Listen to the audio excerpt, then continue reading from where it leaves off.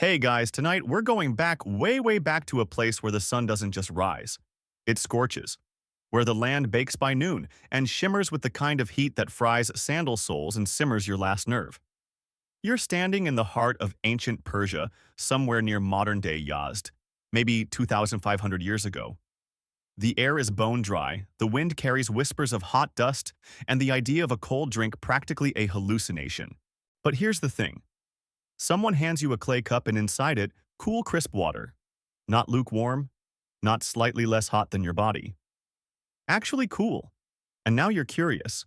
So before you get comfortable, take a moment to like the video and subscribe, but only if you genuinely enjoy what I do here. Also, I'd love to know where you're listening from.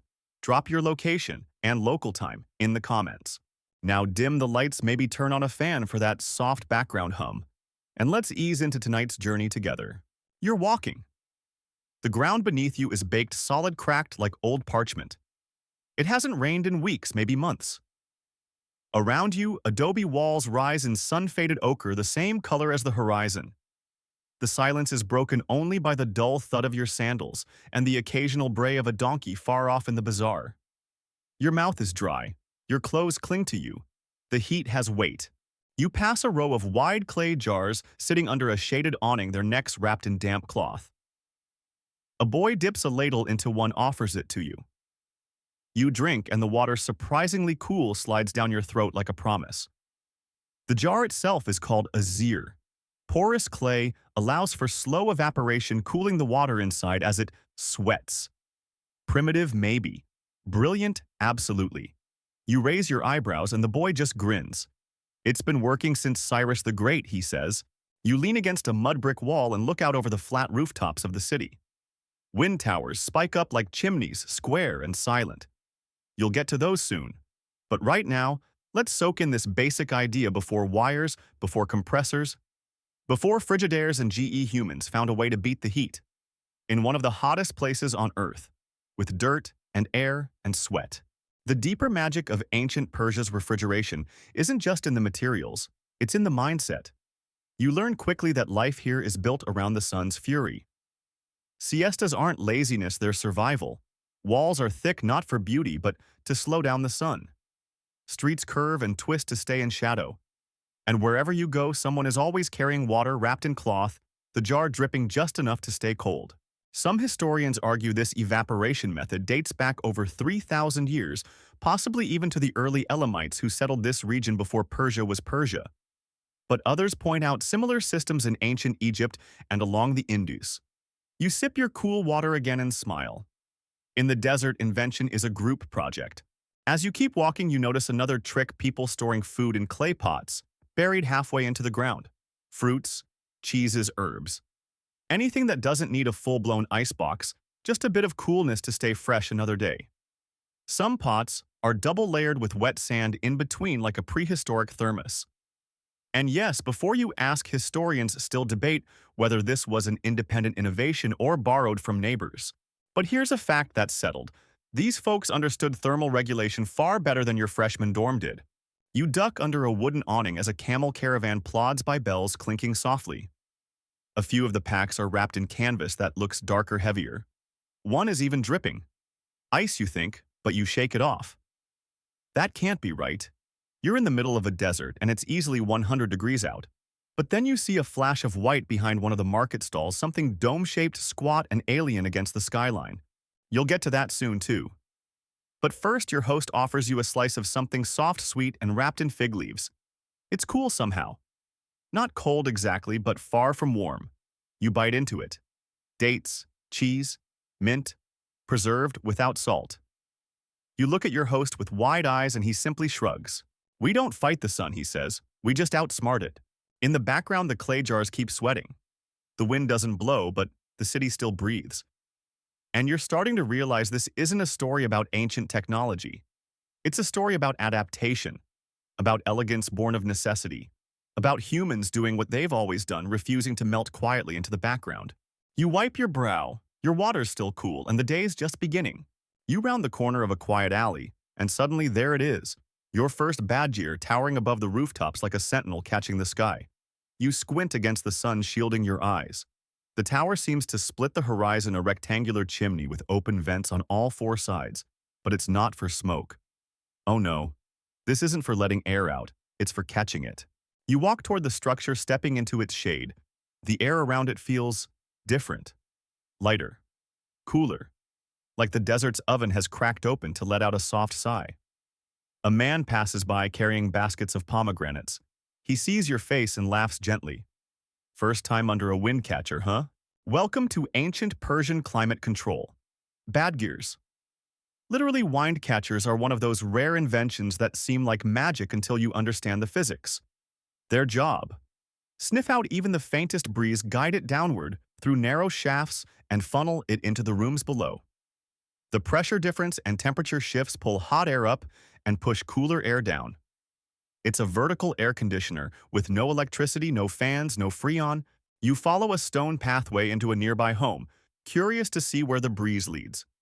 Inside, it's quiet. Dust motes dance in the filtered sunlight. The walls are thick, at least 2 feet of mud brick, and the windows are small and shaded. The floor under your feet is surprisingly cool. You sit down on a cushion and feel the air moving gently past your neck. Not a draft, not a gust, just a whisper, continuous and deliberate. Some scholars argue that bad gears may have originated even earlier than Persia's Achaemenid dynasty. Others suggest the concept spread from Mesopotamia or even North Africa. There's ongoing debate over which culture can claim the first vertical cooling system, but Persia certainly took it to an art form. Cities like Yazd, Kerman, and Kashan became known not just for survival but for architectural elegance in defying heat. You're handed a glass of something cold. Yes, cold. Not just cool. There's condensation on the outside. It's mint tea steeped earlier and stored in a shaded clay jug beneath the floor. You sip slowly, and for a moment, you forget where you are. The house itself feels like it's breathing with you. You ask about winter. Does it get cold? Your host nods. Sometimes. That's why the vents can close. He walks you to the center of the house and points upward. You see the underside of the badgir, a shaft stretching up into daylight fitted with adjustable wood shutters. In summer, they open wide. In winter, they clamp shut. And in spring and autumn, they play a delicate dance depending on the wind's mood. You smile at the simple brilliance of it all. But there's more. This isn't just about catching wind, it's about directing it. Many badgirs are aligned with the city's wind, rose the natural direction of prevailing breezes. Others are angled to deflect sandstorms. And some in larger estates are even connected to pools or qanats, so the air passes over water before entering the home. Evaporative cooling, like nature's air freshener. As you rise to leave, you glance up one last time. The shaft above seems endless, like staring into a sunbeam that never touches ground.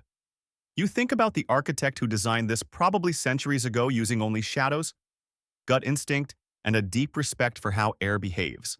No software, no blueprints, just wind and wisdom. Back on the street, you look around with new eyes. Every home is topped with one. Some are simple and square. Others are octagonal or even decorated with patterned bricks. One has vines growing up the side. You realize badgirs aren't just functional, they're a symbol, a badge of ingenuity, a crown for every house. One old woman sitting in a doorway shelling pistachios watches you stare up like a stargazer. She chuckles and mutters something that sounds like, "Watch your step, not the sky," and you almost trip on a cobblestone. The wind brushes your cheek again. This time you feel it differently, like a conversation, like something ancient and knowing. You close your eyes for just a second. Somewhere high above, the wind is being coaxed, guided, invited in like an honored guest. And here you are, basking in the comfort of that invitation centuries later.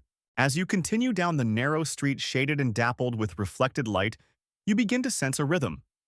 The rhythm of a city that doesn't just endure its climate, it converses with it. Every tower, every whisper of wind, every glass of chilled mint tea is a reminder that sometimes the best technology is the one that listens. You walk deeper into the city, guided now by the curve of a narrow lane that seems to funnel you toward something. The buildings here are lower, squat against the heat, but off in the distance, there it is again. That strange shape you spotted earlier. Rounded, pale, almost like a giant termite mound. Or a sun-bleached spaceship that landed and decided to stay. You've arrived at your first yakhchāl. You approach slowly, taking in its scale. The base is wide, sometimes over 20 feet across, and the dome rises like a hollow mountain. The outside is coated in a smooth, pale stucco that reflects sunlight.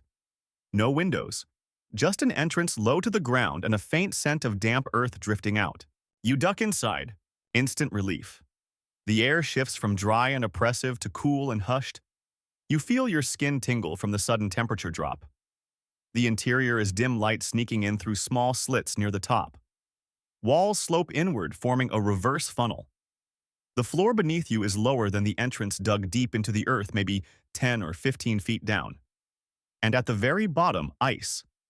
Real solid blocks of it, some wrapped in straw, others glistening in puddles. A man working in the corner nods as you enter. He's barefoot, methodically chipping at a slab of ice with a metal pick. Around him, others pack the ice in sawdust or ash to keep it insulated. You step closer and touch the wall. It's not cold to the touch, but it isn't hot either. The thick walls, sometimes over 6 feet thick, act as insulation, blocking heat from the outside while locking coolness in. It's not magic, it's physics, brilliant, ancient, sun-defying physics. Yakhchāl literally means ice pit in Persian, and this one might be centuries old. These structures first appeared at least as early as 400 BCE during the Achaemenid Empire.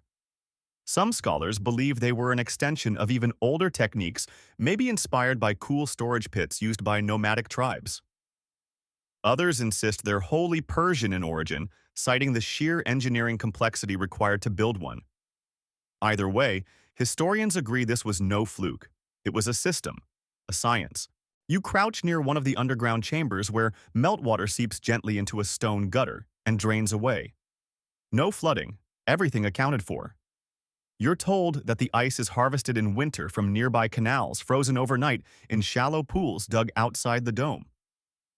The pools are shaded by walls designed to cast long shadows, maximizing nighttime freezing. Some of the more elaborate setups even use the cold desert air to freeze water in thin layers, adding more every night until a thick slab forms. And then it's hauled in block by heavy block on the backs of laborers, donkeys, and occasionally camels, stored here underground months before the brutal heat of summer even begins. You blink, realizing this is a refrigerator. No wires, no humming motor, just geometry, physics, and sweat. Your guide gestures to the walls. "We make them with a special mud," he says. "Clay, sand, goat hair, ash. It breathes." That's the secret. The mud plaster coating isn't just for looks, it allows for slow evaporation and insulation all at once. Some domes even include air vents designed to release hot air as it rises. The entire design is passive. No moving parts. Nothing to break down. You run your fingers along the curve of the dome. It's smooth, slightly damp in places. And the quiet? Oh, the quiet. Sound doesn't echo in here, it's swallowed. Like the walls are holding a secret and don't want to tell. You breathe in the stillness and wonder how many generations have stood in this exact spot, grateful for the cold.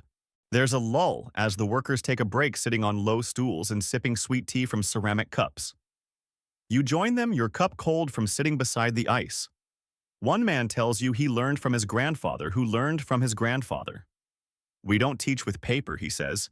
"We teach with hands." Then the fringe fact. Your ears perk up.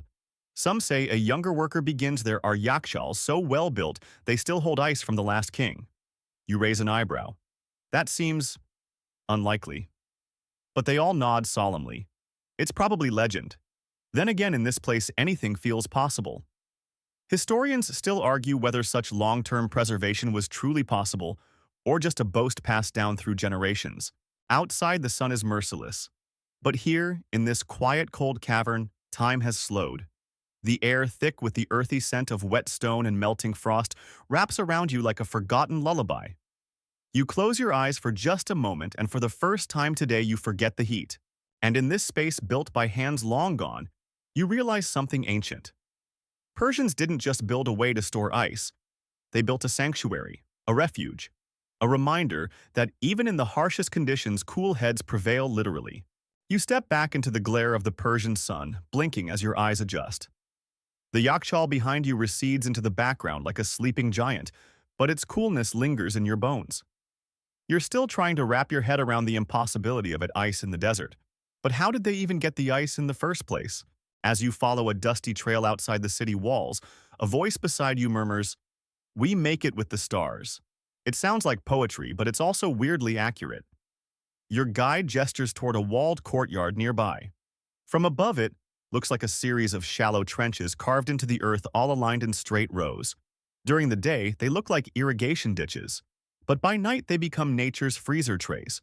Here's how it works. During cold desert nights, in winter the temperature often drops well below freezing, especially with no cloud cover to trap the heat. The Persians built long, narrow pools lined with dark stone to absorb the last of the sun's warmth. Then they waited. As the night deepened and the stars emerged, the heat radiated away into the sky. Water in those pools froze into delicate sheets of ice by morning. You imagine the scene, bundled workers arriving at dawn, boots crunching softly over the fragile surfaces. They break the ice into chunks with wooden tools, wrap it in straw, and rush it inside the nearby yakhchāl before the sun climbs too high. The process is repeated night after night. No need for snowstorms or mountain glaciers. Just careful planning, patient labor, and the night sky's cooperation. One young boy points out that they sometimes line the pools with straw mats to encourage faster freezing, keeping the surface still and minimizing the effects of wind. A clever trick, like an ancient version of bubble wrap for your backyard ice rink. You ask what happens when winter isn't cold enough. Your guide shrugs. Then we send men to the mountains. You raise an eyebrow. Wait. What mountains? He grins clearly, enjoying your confusion. Alborz, or sometimes Zagros. High peaks. Ice there all year. A caravan of camels comes into view, each one stacked with tightly wrapped bundles. You squint.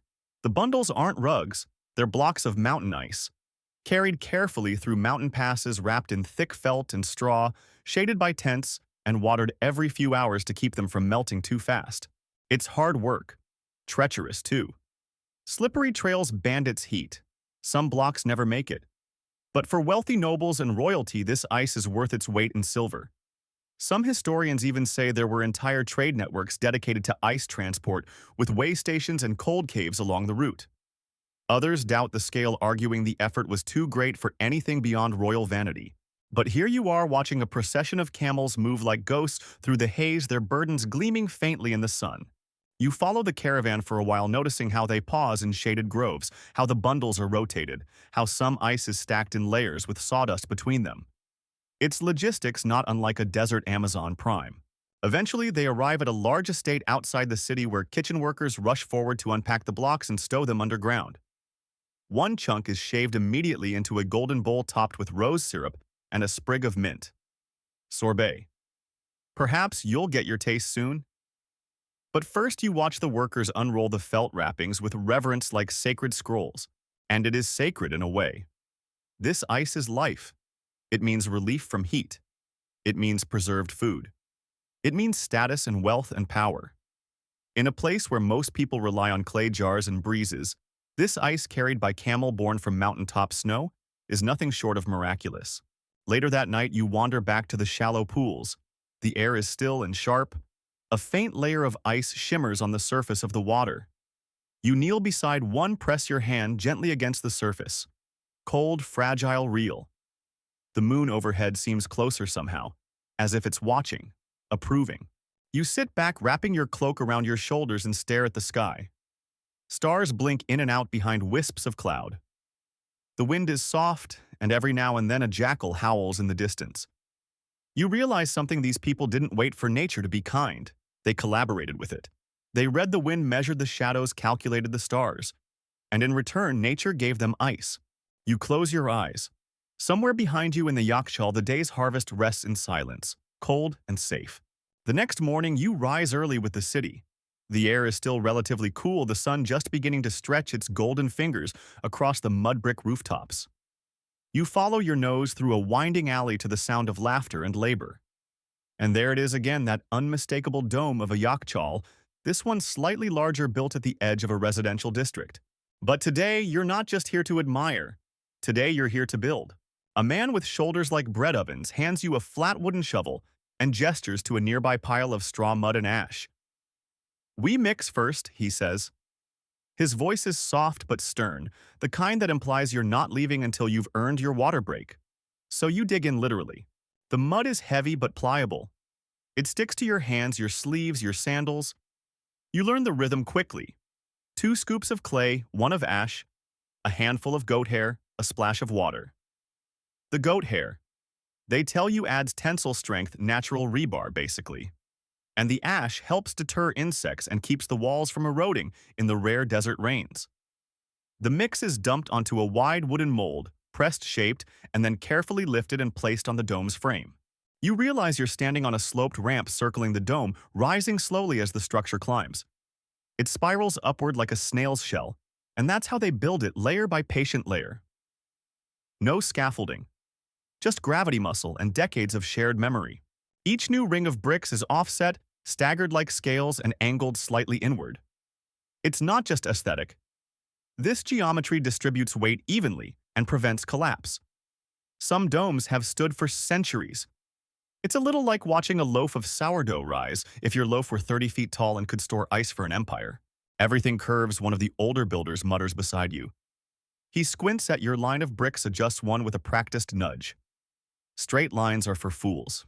You wipe sweat from your brow. It's still early, but the heat is starting to bite. And yet, even under the sun, the mud keeps its cool. Literally. It doesn't bake the way you'd expect. That's the secret of sarouj, the special Persian plaster made of clay, lime, sand, and sometimes powdered marble or egg whites. Once dry, it becomes nearly waterproof. It's been found on ancient aqueducts, qanats, and of course yakhchāls. Historians still argue about just how they perfected sarouj. Some believe it was an accidental discovery during early fire temple construction. Others think it came from observing natural limestone reactions in seasonal rivers. Either way, it works. You slap another batch onto the dome and watch it bond like stone. By midday, the builders break for lunch under the sparse shade of an apricot tree.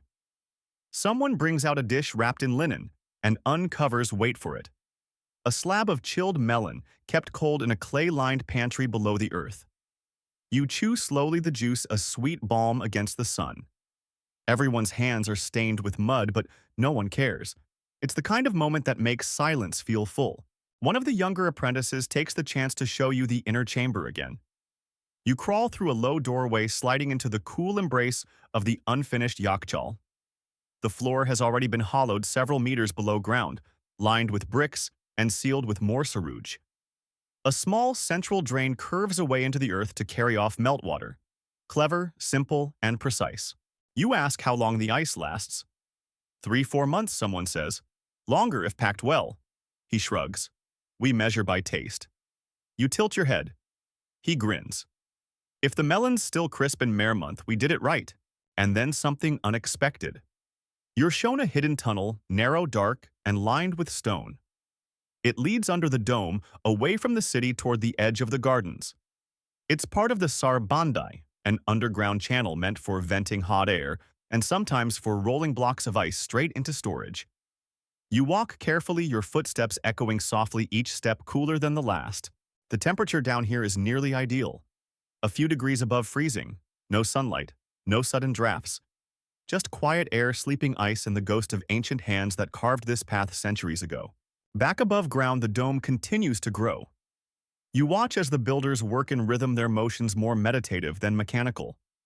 One of them sings under his breath, a lullaby maybe, or a prayer, and the dome seems to hum with it. You think about the engineers, architects, and masons of today. Their spreadsheets, their blueprints, their drones, and concrete mixers. Then you look at this team mixing mud by hand, building curves into the sky, shaping insulation from memory. And you realize sometimes mastery looks like humility, like patience, like fingers stained with earth. As the day winds down, the structure casts a long shadow over the city wall. A small boy tugs your sleeve and points. When it's done, he whispers, you'll be able to sleep inside it during summer. No fire, no fan, just peace. And honestly, that sounds better than most hotel rooms. That evening, with the dome behind you and the scent of fresh plaster still clinging to your sleeves, you follow the sound of clinking glass and the high, bright notes of laughter to a bustling courtyard. It's lined with orange trees and marble benches, the kind of place where dignitaries might have once gathered to discuss politics over rosewater and figs. But tonight, the only business is pleasure. On a raised platform under an arch of lanterns, a line of servants is setting up a row of trays, and on those trays, glistening and icy, are bowls of something curious. Thread-like strands tangled together like translucent noodles speckled with basil seeds. Mint, and something that looks suspiciously like saffron. You lean closer and catch the scent sweet floral and so cold it fogs the air. Faluda. It's Persian sorbet ancient style. A chilled dessert so revered it has its own place in the historical record. And you're just in time to try it. You dip a small spoon into the mixture and feel resistance. Not soft like gelato, not grainy like Western ice cream. This is something different. There's a chewiness from the rice noodles, a crisp chill from the partially frozen syrup, and a subtle kick from lime and rosewater. You exhale half from surprise, half from sheer pleasure. It's hard to imagine such a delicate dessert coming from a time before refrigerators, but that's the beauty of Faluda. It relies entirely on the kind of stored ice you saw packed into yakhchāls earlier. Prepared in early spring when the first harvests of herbs arrive, it's a celebration of survival, of enduring another winter, of finally tasting cold again. You're handed a second bowl, this one with sour cherry syrup. A man beside you explains that different regions of Persia had their own versions. Some added cardamom, others lemon, and a few even dared to toss in crushed pistachios. It was a culinary signature, a cultural flex. The colder, the better, he jokes. If your teeth don't hurt, it's not real Faluda. You laugh politely even as a small bolt of ice shoots up your jaw. Worth it. Across the courtyard, two women are assembling the ingredients for sharbat, a chilled drink made with flower extracts. Fruits or herbs diluted with cold water and poured over hand-shaved ice. One carries a brass tray with what looks like pomegranate molasses, the other a small pot of vinegar and mint. Sharbat wasn't just a thirst quencher. It was practically a status symbol. Royals and scholars would debate over the ideal blend, and historical records describe entire feasts structured around sharbat pairings. Historians still argue about where exactly sharbat and Faluda originated. Some trace them to earlier Assyrian ice drinks. Others say the Persians influenced Mughal and later Ottoman versions with elaborate sherbet gardens and chilled fountains flowing with syrupy water. No one's certain. But the consistency of these traditions, ice-based fragrant, often shockingly modern, suggests Persia wasn't following anyone else's lead. It was carving out a cool identity of its own. As the night deepens and the stars shimmer above the courtyard, you notice something odd. No one's in a hurry. The bowls of Faluda are savored slowly. The conversation's unhurried. The air is warm, but the cold lingers on your tongue, turning the evening into something almost theatrical. A quiet act of defiance against the desert. You sit back against a cushion and watch a boy carefully refill the icebox, a clay-lined container built into the ground near the kitchen. Inside, yesterday's delivery from the mountains is still solid. Wrapped in layers of straw, it rests among ceramic jars of milk and bundles of herbs. It's clear now the yakhchāl isn't just about survival. It's a pillar of the city's social life. Ice becomes celebration. Architecture becomes refreshment. Technology becomes taste.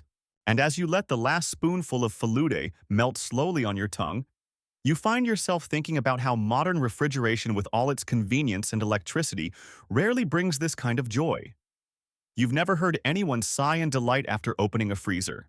But here cold is still a marvel, still earned. A man beside you lifts his bowl and offers a quiet toast. To the snow that doesn't melt too soon. You nod. And take one last bite. The next morning, before the heat has had its full say, you walk barefoot through a quiet garden. The dew clings to your ankles and the scent of jasmine floats lazily on the breeze. You're following a trickle, a thin ribbon of water that weaves through the tiled courtyard like it knows where it's going. And it does. The water leads you not to a fountain but to a small square opening in the earth.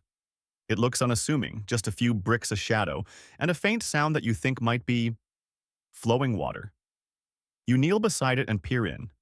Cool air kisses your face. Below, you hear the echo of movement water slipping through darkness. This is your introduction to the qanat. You've been wondering how an entire civilization keeps ice gardens and sorbets alive in the middle of a sun-blasted landscape. The answer: qanats. Underground aqueducts that stretch for miles, sometimes tens of miles, gently sloping from mountain aquifers, down to cities, farms, and storage domes like the yakhchāls you've come to love. You meet the Mukani, the watermaster, just as he emerges from a narrow tunnel, dusty and cheerful, his hands calloused and his eyes sharp from a life spent beneath the ground. The water must be convinced, he tells you. Not forced. It's not poetic license, it's engineering philosophy. Qanats don't rely on pumps or machines. They depend entirely on gravity and gentle persuasion. You follow him down a carved stone staircase into the earth. The temperature drops instantly. You pull your shawl closer. The tunnel is barely tall enough to stand, but it stretches endlessly, a cool corridor that seems to hum with life. Along the wall, faint niches mark places where lamps once burned, and every few meters you see vertical shafts, ventilation points that double as maintenance access. Building a qanat is not for the faint of heart. Teams of diggers would spend months, sometimes years, boring these channels through rock and soil, always at the perfect downward angle. Too steep, and the water flows too fast, eroding the channel. Too shallow, and it stagnates. Some of these ancient tunnels still function today, their flow steady and dependable, long after the engineers who carved them have returned to dust. You ask how they knew where to dig. They listened, your guide says. He gestures toward the walls. The earth tells you. Geomancy, intuition, and an uncanny knowledge of soil types. Some historians argue that Persian engineers had early forms of hydrological surveying passed down through generations. Others believe it was sheer trial and error brilliance. The debate, as always, continues. Eventually, you reach a wider chamber. The water here collects in a basin, cool and clear. You cup your hands and drink. It tastes pure, almost sweet. No pumps, no chlorination, just time, gravity, and care. And here's the fringe fact. Some qanats were considered so sacred they had their own guardians, priests, who oversaw their use and rituals for the first waters of the year. In dry months, arguments would flare not over gold or grain, but over inches of flow. Entire treaties were carved into stone walls regulating when and how much water each family could draw. Water wasn't just life, it was law. You're led back above ground where the exit point of the qanat feeds into a small pond in a merchant's courtyard. The water flows lazily, cooling the surrounding air. Nearby, a pot of milk sits half submerged, kept fresh by the chill. A clay wine jug leans against it. Bread dough rises beneath a wet cloth, the edges trembling slightly from the moving air. Everything here has learned to coexist with the slow river beneath the city. You wander into a bathhouse hammam fed by the same water. Steam curls in the air, but there's also a cold room where buckets of qanat water are stored for contrast therapy. One attendant explains that some bathhouses even had bad gears pulling air across qanat-fed pools, turning the steam rooms into early climate-controlled experiences. Spa day, circa 500 BCE. Later, you rest in the shade of an arched veranda watching children play in the runoff channel. They float flower petals like boats, laughing as the water carries them away. A grandmother sits nearby, knitting something coarse and useful. "We used to send letters this way," she says quietly, nodding at the channel, tied to little wooden shoes. You smile. A story, maybe. Or maybe not. In this place, even the water carries memory. You close your eyes and listen to the quiet gurgle of the qanat, to the wind shifting through the bad gears, to the gentle clink of an ice block being shaved somewhere nearby. The whole city hums like a sleeping machine, ancient and alive, powered by water and patience. And as the heat of midday bears down once more, you realize the qanat isn't just infrastructure.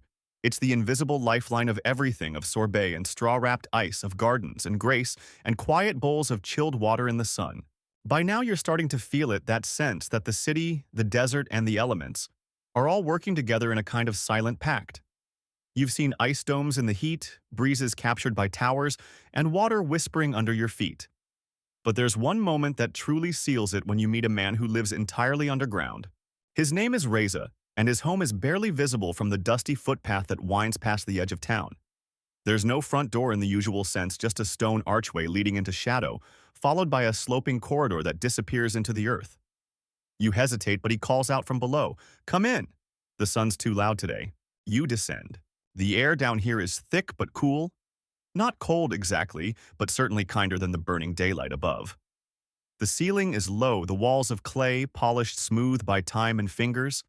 Light filters in through a panjara, a small skylight covered by a lattice of carved stone which lets in air but no direct sun. This is how we lived before machines, Reza says, pouring you a cup of cool water from a jug buried halfway into the floor. He smiles. It's quieter. His home is part of a traditional Persian saravan, a subterranean living space designed to use thermal mass to stay temperate year-round. Above ground, the desert roars, but here a few meters down it murmurs. In summer, these homes stay cool. In winter, they stay warm. They don't fight the seasons, they absorb and soften them. You look around. The rooms are small but elegant, arched ceilings, built-in clay shelves, water jars nestled in earthen cradles. In one corner, a cat naps on a raised clay bench known as a takht. In another, a pantry reveals clay containers sealed with linen and wax holding everything from yogurt to pickled herbs. No ice here, just the Earth's own refrigeration. Reza leads you deeper into a narrow tunnel. This way, he says to the bath. You raise an eyebrow but follow. The tunnel opens into a compact chamber with a small basin sunk into the floor. The water here is fed directly from a branch of the qanat, and it's shockingly cold. You're told this is for more than washing. This is a narmab, a cooling room where one sits, breathes, and resets. A daily ritual, a return to balance. Above your head, another badger has been connected by a shaft to this chamber. The result? A natural cross breeze that pulls the cooler air of the qanat up into the room, keeping it from becoming stagnant. It's rudimentary air conditioning hidden in clay and shadow. Reza sits beside you and hums softly. My grandfather was born down here, he says. He said the heat never chased him. Only the noise. You nod, understanding. It's not just the temperature that feels different down here. It's the quiet. The air moves slowly. Your heartbeat slows with it. You take note of another small detail, a clay jug with a wide belly and narrow neck half buried near the entrance. Reza explains it's a zir-e-zameen cooler, designed to preserve milk or soup by storing it just below floor level, where the temperature is 5 to 10 degrees cooler. These aren't flashy inventions, but they work. Some scholars argue that these passive cooling techniques, the domed homes, the underground shelters, the thermal pantry systems, laid the groundwork for later architectural cooling across the Islamic world. Andalusian patios, Mughal palaces, even Ottoman ice pits borrowed elements from these unassuming homes. Others point out that similar ideas appeared independently in different desert cultures. But here in Persia, they were unified, refined, turned into lifestyle. As you climb back toward daylight, you pass through a small anteroom lined with herbs drying in the filtered light. Mint, thyme, saffron threads clinging to linen strips. Reza hands you a cloth bundle. Rose petals and lavender. Put it under your pillow, he says.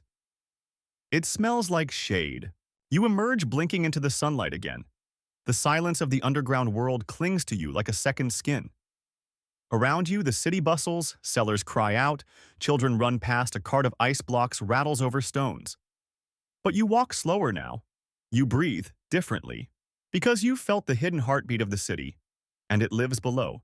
Later that afternoon, as you sip chilled sharbat in a quiet corner of the bazaar, you begin to notice how many buildings dip below ground level. How many homes have stairs that lead not up but down.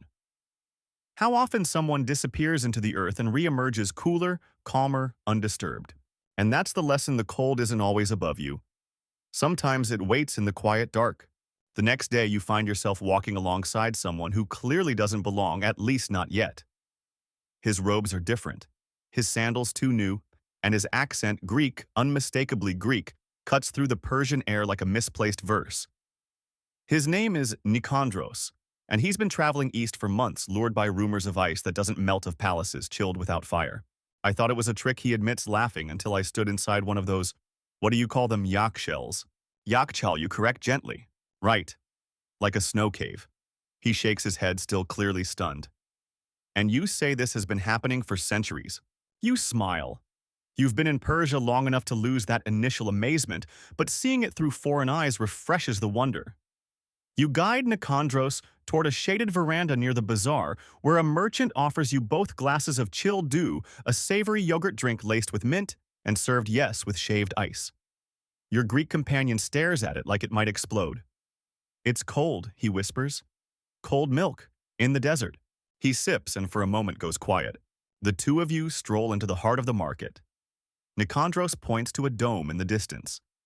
"We have cold wine in Athens," he says, "but only when it's carried from mountain snow, and even then it's for the rich."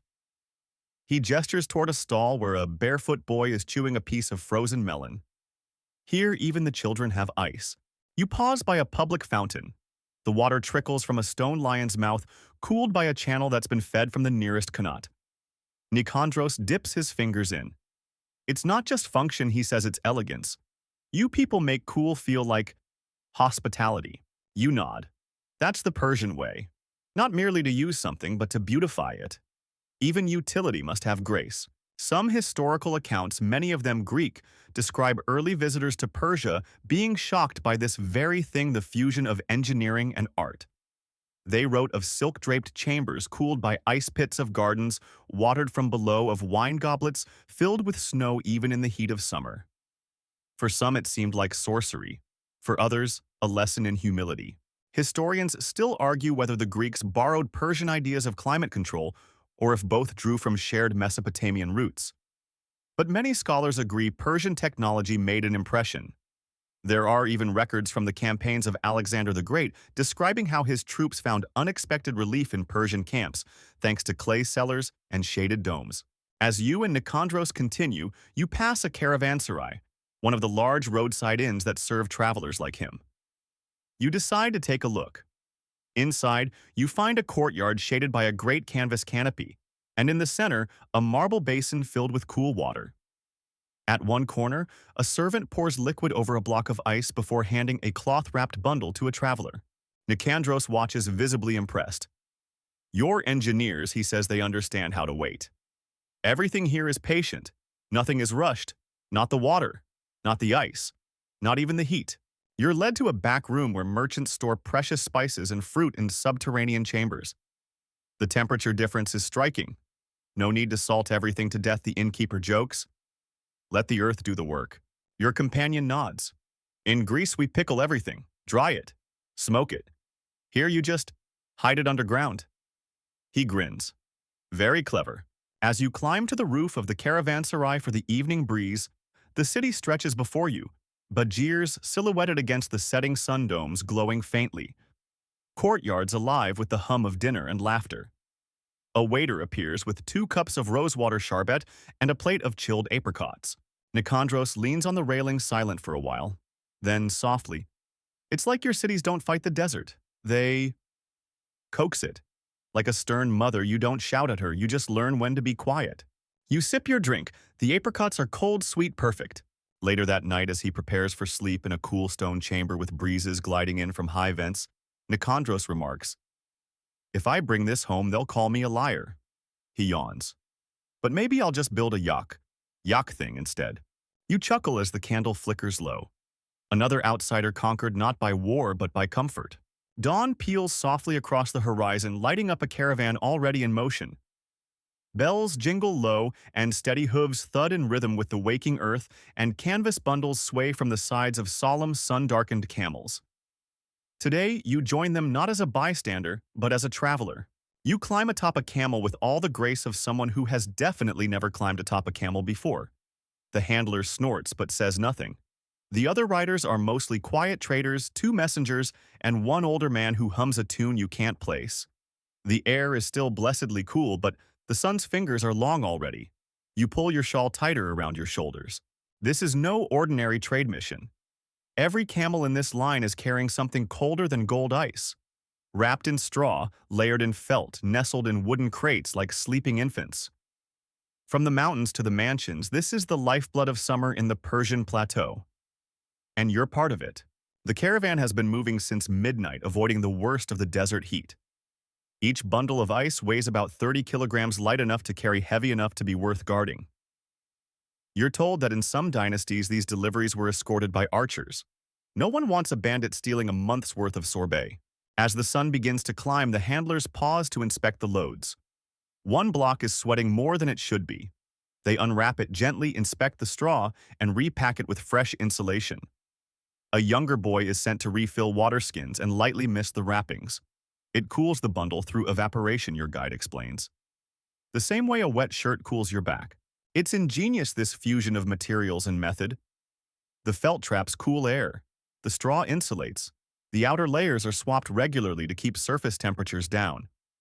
One older trader tells you, only half joking, that Persia invented Uber Eats, except with camels and sherbet. You learn the rhythms. Quickly travel at night, pause at mid-morning, find shade, or dig shallow pits. Then sleep until late afternoon. Only fools push through the heat. The caravan follows ancient way stations, low stone shelters half buried in the sand, each with a shallow cold cellar and a small pool fed by the slow fingers of a distant qanat. You stop at one such station as noon approaches. Inside, the cold room is barely taller than you, and the air smells faintly of ash and lemon. Someone's carved their name into the bricks, several someones in several languages. This was once a node on the Royal Road, the ancient Achaemenid highway that stretched from Susa to Sardis. Cold traveled with empires after all. While the ice rests, a cook unrolls a cloth bundle of tools and starts slicing chilled cucumbers. Another prepares yogurt, dried mint, and garlic. Within minutes, you're handed a bowl of masto, a cold cucumber yogurt dish that tastes like it was invented by someone who knew exactly how hot Persian summers could get. You sip, chew, breathe. Even your eyelids feel grateful. The cook explains that some caravans are reserved for royal or temple orders, only ice destined not for sorbet or refreshment, but for rituals. Purity, he says, simply requires chill. You file that away for later. You'll learn more about the Zoroastrian rites soon enough. When the sun dips lower, the caravan stirs again. You remount. This time the rhythm is more familiar. The road ahead glows with the last light of the day.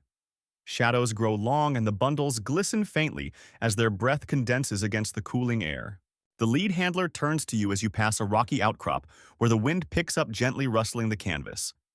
Tomorrow, he says, we deliver to the palace. You ask if the nobles greet them.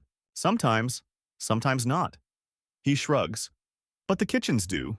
Always. You imagine a palace kitchen preparing for a feast, platters of fruit, pitchers of sharbat, slabs of ice waiting to be shaved into something almost mythical. A dessert that doesn't just taste good but reminds everyone that cold can be conjured in a land of fire. Some historians debate how common these deliveries really were. Was cold really for the common man? Or were these icy luxuries reserved only for the rich, the connected, the chosen? There's evidence both ways. One record from the Sassanid period describes community yakhchāls open to merchants and artisans. Another shows royal permits for exclusive ice routes guarded by soldiers on horseback. You sway with the motion of the camel, the stars beginning to appear overhead. The debate doesn't really matter out here. You're in the middle of it, watching history move slowly, carefully through the desert on padded feet. And just before you drift into a half-sleep against the saddle, you hear the older man humming again.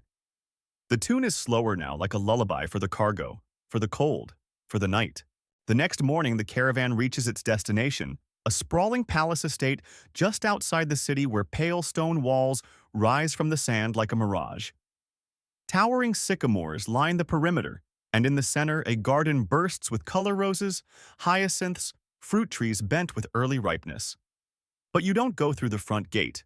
You're led around the back through a narrow stone path that dips slightly into shadow. This is where the sacred delivery happens. Two guards nod as the handlers approach, not bothering to check the contents. They already know ice, cold, pure, and precious. A kitchen boy scrambles out to count the bundles. One is passed directly to him and disappears behind a heavy wooden door. You follow. Inside, the air is filled with steam spice and the rhythmic thump of knives on wood. The kitchen is a world of order bakers at one end, butchers at another, and in the center, the Sardar, the cold master. His station is a kind of shrine to chill. Stone basins lined with copper. Clay shelves stacked with almond milk. Rose jam and bowls of fruit wrapped in wet linen. The newly arrived ice is greeted like royalty. Unwrapped, examined, divided. One block is shaved immediately into a silver bowl over which the Sardar drizzles syrup made from barberries and saffron. For the high priest, he mutters, before the sun reaches the altar. You blink. You'd forgotten about the fire temple. Later, you're allowed to watch the preparation of the Zoroastrian ritual. You follow a silent procession through a stone corridor that opens into a courtyard where a flame flickers steadily atop a whitewashed platform. A priest in flowing robes nods toward the Sardar, who presents the bowl of shaved ice with quiet reverence. The priest sets it beside the fire, ice and flame side by side, not in conflict but in conversation. Zoroastrianism. One of the oldest known religions reveres fire not as a god, but as a symbol of purity of truth. What most people forget is that water, particularly clean cold water, is held in nearly equal esteem. To purify with cold is to align oneself with order, clarity, divine balance. So in summer ceremonies, especially the ones that mark new harvests or major births, ice plays a role. You stand at the edge of the courtyard as the ceremony unfolds. The priest chants. Incense curls into the morning air. The ice glistens beside the fire, and for a moment they seem to lean toward one another, opposites drawn together by meaning. This isn't symbolic pageantry. It's practical spiritual engineering. The temple complex has its own small yakhchāl tucked beneath the inner gardens, built long ago and maintained by generations of firekeepers. You're allowed to see it just briefly. A narrow staircase leads you into the earth past votive niches and water jars sealed with wax. Inside the chamber is dark, damp, and unmistakably cool. The priest explains that during important observances, this ice is used not only to cool bodies or drinks, but to preserve sacred herbs and floral oils used in offerings. In times of illness, it might even be applied to the sick, symbolizing both physical and spiritual clarity. Fire cleanses, he says, but ice calms. Both are needed. You emerge into daylight again, blinking against the brilliance of the sun. A young acolyte offers you a cloth dampened with water from the qanat. It's been resting in a bowl beside the ice block from the caravan, and when you press it to your neck, the relief is instant. This is not a culture of indulgence. The cold isn't flaunted, it's folded into ritual, into meaning. A holy chill doled out not by the hour but by the season, by the occasion. Later that day, back in the city, you see another ritual play out: a wedding. The bride walks barefoot across a shaded garden path, and as she steps onto a woven mat, the groom presents her with a small stone bowl. Inside, a scoop of faluda sprinkled with cinnamon. Cold, delicate, and melting. She eats it slowly and the guests cheer. Not because it's rare, but because it's right. An offering of sweetness, of patience. A cool beginning. Historians still argue whether these ceremonial uses of ice were symbolic or simply cultural coincidence. But as the fire flickers beside the melting bowl, as chants rise and the cold turns slowly to water, you begin to see it. Ice isn't just utility here. It's memory, ritual, an act of devotion that starts with geometry and ends in grace. And all of it somehow wrapped in straw and carried by camels. As the sun begins to lean westward, casting honey-colored light across the domes and towers, you find yourself standing before a home that looks rather ordinary, at least from the outside. A modest courtyard, 2 clay steps, a painted door slightly chipped by sand and wind. But what lies inside is anything but ordinary. You've been invited to visit a traditional Persian residence built around one guiding principle: hiding the cold. As you enter, the difference is immediate. The temperature drops not dramatically, but noticeably. The air feels still heavier, quieter, like stepping into a library of stone. Your host, an architect named Parvaneh, waves you in and offers a glass of golab rosewater mixed with cool qanat water. She sees the look on your face and grins. Not magic, just good walls. She leads you through the house, pointing out the thick adobe construction. We build with mud, straw, and breath, she says. The walls remember coolness. They release it slowly like a secret. You touch one. It's cool to the fingertips. Not icy, but definitely not warm even after a full day of sunlight. In the center of the home is a domed room with a high ceiling and openings near the top, strategically placed to encourage hot air to rise and escape, a passive ventilation technique that mirrors the logic of the Badgers. This is the Sardarun, the coldest part of the house during summer, often used for storing perishables or even for napping on especially hot afternoons. But Parvaneh shows you more than air tricks. She points to the floor. Listen, she says. You tilt your head. There's a faint sound, almost nothing. Just the whisper of moving air. Beneath your feet is a hidden air shaft, part of a network that runs from the qanat-fed basement up through the walls. As the air moves over the cold water below, it cools and then rises, traveling quietly through vents and grills carved into the plaster. Some homes have what's called a qanat air well, an opening deep in the house that connects to the qanat channel. It functions like a chimney in reverse. Instead of smoke escaping, cool air enters and seeps into the building's bones. One clever trick, Parvaneh explains, placing large ceramic pots in corners to store water that slowly evaporates, cooling the room further. It's how my grandmother kept her yogurt fresh. You step into the kitchen, which is unusually pleasant given the time of day. A long clay pantry is built half below ground, lined with glazed shelves. Chickpeas, lentils, dried fruits. Yes, but also fresh herbs, butter. Even a small block of what looks like cheese wrapped in a soaked cloth.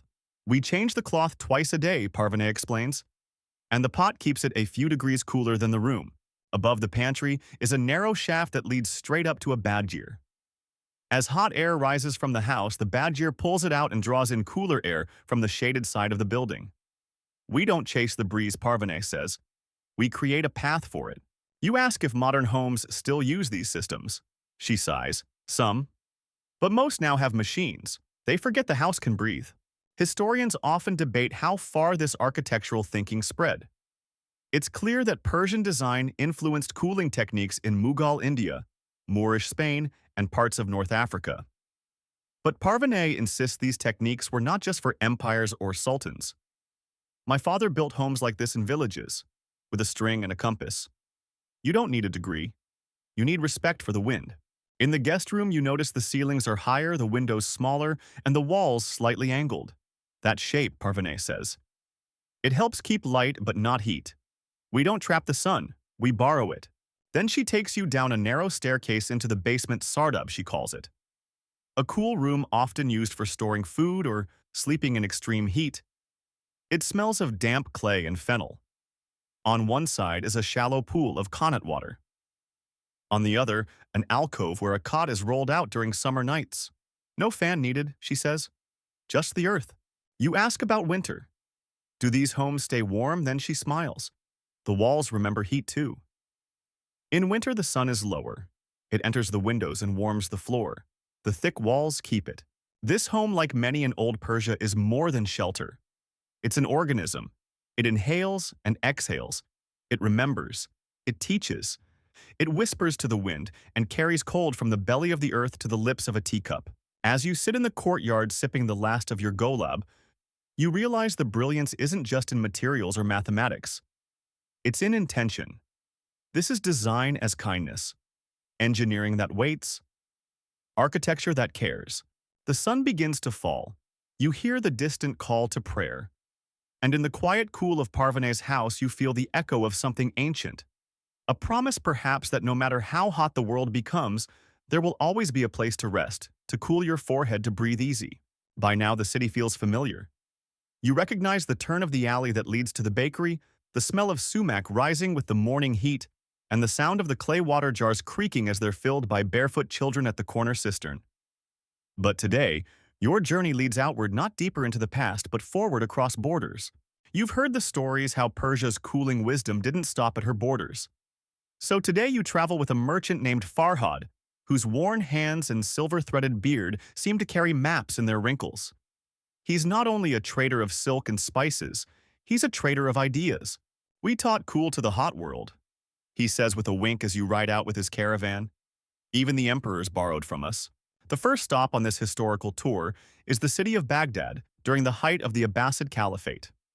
Farhad tells you how Persian architects, many of whom had honed their skills in Yazd and Kerman, were summoned to help design public bathhouses, ice storage, and water management systems.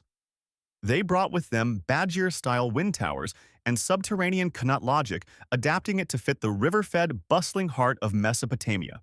From there, it gets even more interesting. You hear how Mughal India, with its marble domes and vast pleasure gardens, took Persian cooling techniques and spun them into poetry. Emperor Shah Jahan. Yes, the one behind the Taj Mahal ordered that summer palaces be constructed with hidden ventilation shafts and channels for running water beneath the marble floors. Kulth, Farhad says, was luxury. And what's more luxurious than walking across a cool floor while monsoon heat blazes outside?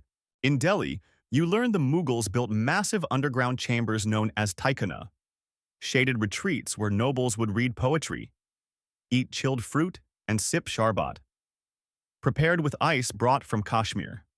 Sound familiar? You scribble notes in your journal. The echoes of Persian ingenuity are everywhere. Andalusia is next, the shining gem of Islamic Spain. Farhad tells of the Alhambra, where water doesn't just cool, it speaks. In fountains, in narrow channels, in shaded courtyards, framed by lattice screens. They took our methods, he says, and turned them into music.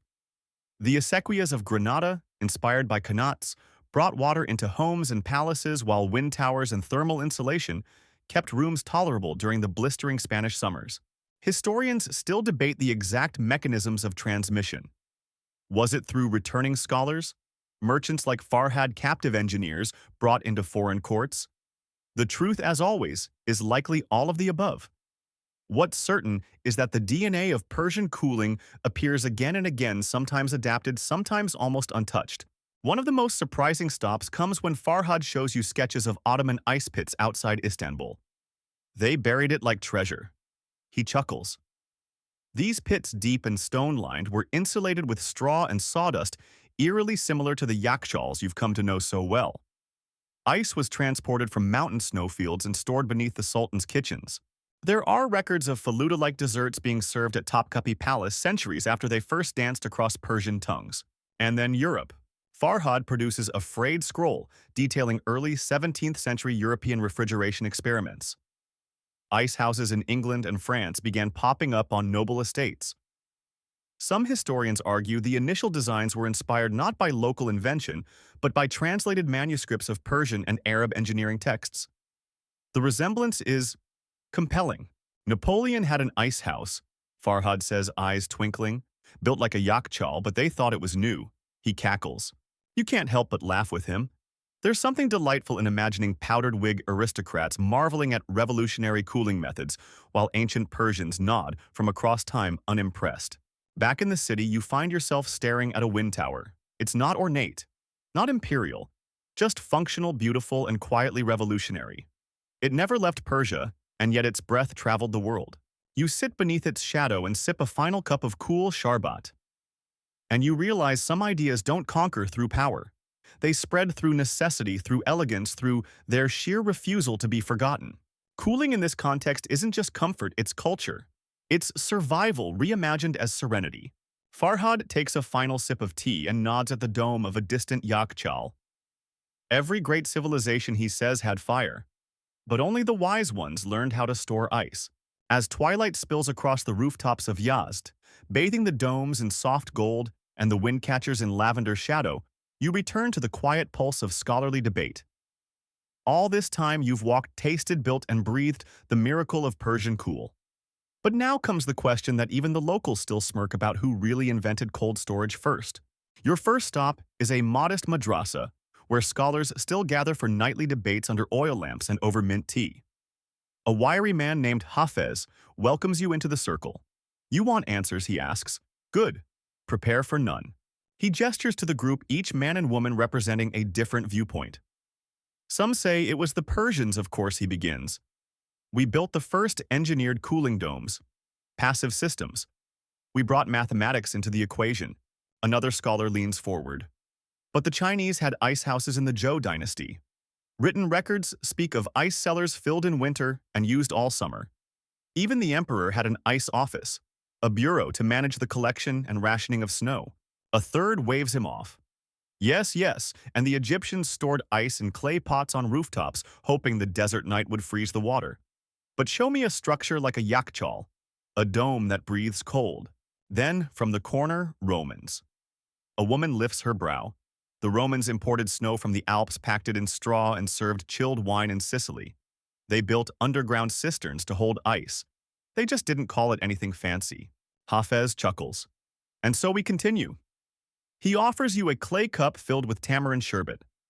Historians still argue, he says, repeating the phrase you've heard a dozen times on this journey, because cooling was never one invention. It was many. born again and again wherever the sun burned too hot and the people refused to boil. One scholar opens a scroll revealing an ancient diagram of a qanat system. Here, he says, tapping a junction point, you see how the air flows from the mountain to the home. This is not just irrigation, it's air conditioning. Another counters with a papyrus fragment supposedly Egyptian showing clay pots covered with wet cloth. This, she insists, is refrigeration. And then the fringe theory arrives, your favorite kind. A grizzled old man with wild eyebrows claims the concept of artificial cooling came from the Harappan civilization of the Indus Valley. Their granaries were built on raised platforms with air tunnels underneath, he says, and some believe they stored perishable goods in clay-lined pits. A skeptical eyebrow rises across the table. That's not cooling. That's shade with ambition. They all laugh. The debate rolls on as the night deepens. But beneath the jokes and jabs, something important simmers. These aren't scholars clinging to ego. They're storytellers, safeguarding memories. Ice, after all, is fleeting. It melts. It vanishes. And so must its history be preserved not in the ice itself, but in tales like these. You step out into the courtyard for air. Above you, the stars glint with distant calm. You think about all the ancient hands, Persian, Chinese, Roman, Indian, who dug holes, packed snow-layered straw, built domes, carved channels. Not to flaunt their genius, but to sip something cool on a day like this. And maybe that's the real legacy, not who invented cold, but how cold made us think. Slower, smarter, in harmony with air and stone and shade. A kind of wisdom that doesn't shout. It chills. You walk home slowly through the hushed streets. A dog barks once, then quiets. A child's laughter echoes behind a garden wall. Somewhere, a clay jar sweats in silence. And above you, the badgers listen for the wind. You smile. Let the historians argue. You've tasted the truth. You return once more to the edge of the city, to a place that feels timeless now. Dusty stone paths, low golden light, the scent of mud brick and the distant echo of water gurgling somewhere beneath your feet. You're here for one last visit, to meet someone who remembers how the domes were made because he still builds them. His name is Master Dariush. He greets you with a nod, his hands calloused, his tunic dusted with dried sarouj. You're not the first to find him, notebook in hand, awe in your voice. But he treats you kindly. You want to know how it stays cold, he says. You must know how to wait. He leads you through a work site just outside town. It's not big, no imperial grandeur here. Just a rising dome halfway complete, encircled by a spiral of wooden scaffolding, and a few workers singing softly to the rhythm of their mud mixing. Dariush gestures to the mound of straw and goat hair, to the brick molds shaped like upside-down commas. This is not modern work, he says. It is quiet work. You watch as he kneels beside a line of bricks, adjusting one with a careful twist. If you rush the dome, he says, it cracks. If you fight the curve, it falls. His voice is like the wind through a qanat, gentle but certain. You ask how long it takes to build one. 2 moons, he says. Sometimes more. But a good one will last 100 years. He looks up at the half-formed curve of the structure. This one is for the school, for the young ones, so they can eat cool fruit even when the sun forgets to be gentle. Later, he takes you to a completed yakhchāl nearby. It's modest, smaller than the palace domes, but dignified. Inside, you sit on a low bench carved into the wall, your hand resting on the packed earth.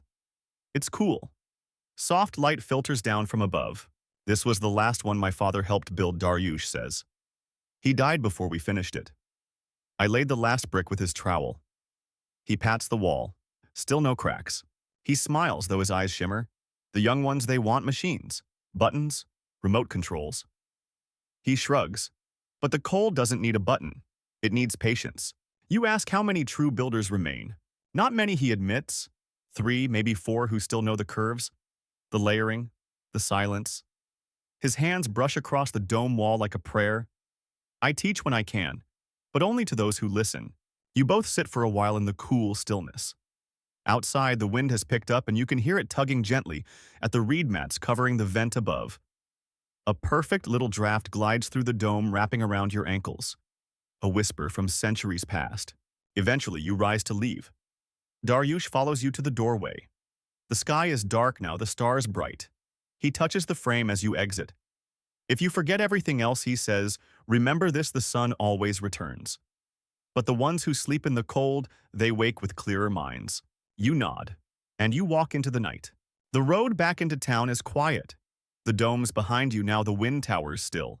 The qanats hum beneath your feet, their water never stopping, never hurried.